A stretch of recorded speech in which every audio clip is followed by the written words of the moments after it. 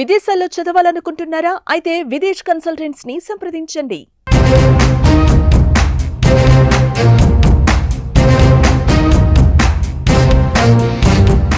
అధికారంలో ఉన్నప్పుడు జనంతో కలవలేకపోయిన వైఎస్ జగన్ ఓడిపోయిన తర్వాత తప్పులు ఎక్కడెక్కడ జరిగాయో వెతికే పనిలో పడ్డారు.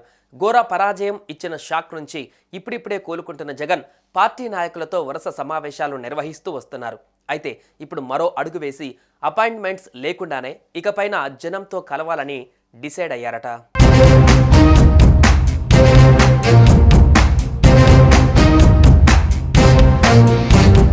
ప్రతిరోజు ముందు ఉదయాన్నే జనంతో కలిసిన తర్వాతే నాయకులతో కలవాలని జగన్ నిర్ణయం తీసుకున్నట్లు చెబుతున్నారు.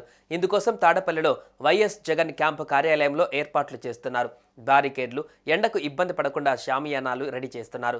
అలాగే వచ్చిన ప్రజలకి సాంబార్ రైస్, పెరుగన్నం, ఇతర ఆహారాన్ని పెట్టడానికి కూడా సిద్ధమవుతున్నట్లు తెలుస్తోంది. గతంలో వైఎస్ రాజశేఖర రెడ్డి అధికారంలో ఉన్నప్పుడు ప్రతిరోజు ఉదయాన్నే గంట లేదా 2 గంటల పాటు సామాన్య జనాన్ని కలుస్తూ వాళ్ళ వినతులను స్వీకరించేవారు. సాధ్యమైనంత వరకు వాళ్ళ సమస్యలని అక్కడికక్కడే పరిష్కరించేవారు. సీఎం రిలీఫ్ ఫండ్ కోసం ఎక్కువ మంది వైఎస్ఆర్ దగ్గరికి వెళ్ళేవారు. అందుకే వైఎస్ నిత్యం జనానికి దగ్గరే ఉండే నాయకుడిగా పేరు తెచ్చుకున్నారు.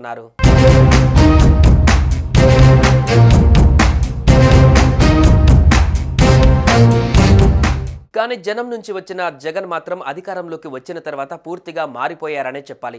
తాడేపల్లి నుంచి బయటికి రాలేకపోయారు. మహా అయితే బటన్లు నొక్కడానికే బహిరంగ సభలలో పాల్గొని నేరుగా హెలికాప్టర్ ఎక్కి తిరిగి తాడేపల్లి రిటర్న్ అయ్యేవారు. దీంతో జనంతో ఆయనకు దూరం పెరిగింది. చెట్లను నరికే సీఎంగా, పరదాల చాటు సీఎంగా మిగిలారు. ఇవే గత ఎన్నికలలో ప్రత్యర్థులకు రాజకీయ అస్త్రంగా మారాయి. వైఎస్ రాజశేఖర రెడ్డి సీఎంగా పనిచేస్తూనే విమాన ప్రమాదంలో కన్నుమూశారు. 2009లో వైఎస్ఆర్ మరణించిన తర్వాత కాంగ్రెస్ అధిష్టానంతో విభేదించి మరీ వైఎస్ జగన్ ఓదార్పు యాత్ర నిర్వహించి జనంలోకి వెళ్లారు.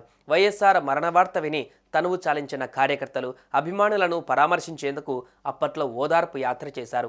ఆ తర్వాత జైలుకు వెళ్లారు. ఆ తర్వాత ఎన్నికలలో ఓడిపోయారు. ఆ తర్వాత ప్రజా సంకల్ప యాత్రతో జనంలోకి వచ్చి అఖండ విజయాన్ని కైవసం చేసుకున్నారు.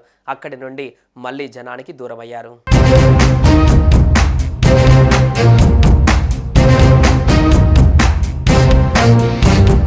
అయితే ఇప్పుడు తన తండ్రి వైఎస్ఆర్ బాటే సరైందని జగన్కి అనిపించినట్టుగా కనిపిస్తోంది.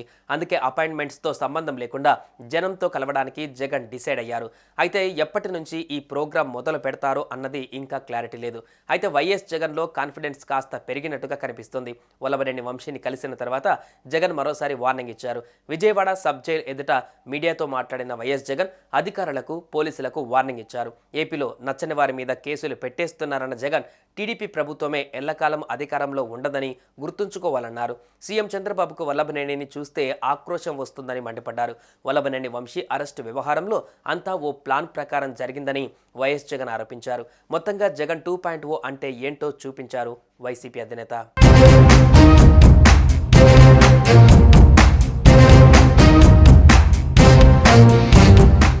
సుమన్ టీవీలో మీ పర్సనల్ అండ్ బిజినెస్ ప్రమోషన్స్ కోసం కింది నెంబర్కి కాంటాక్ట్ చేయండి.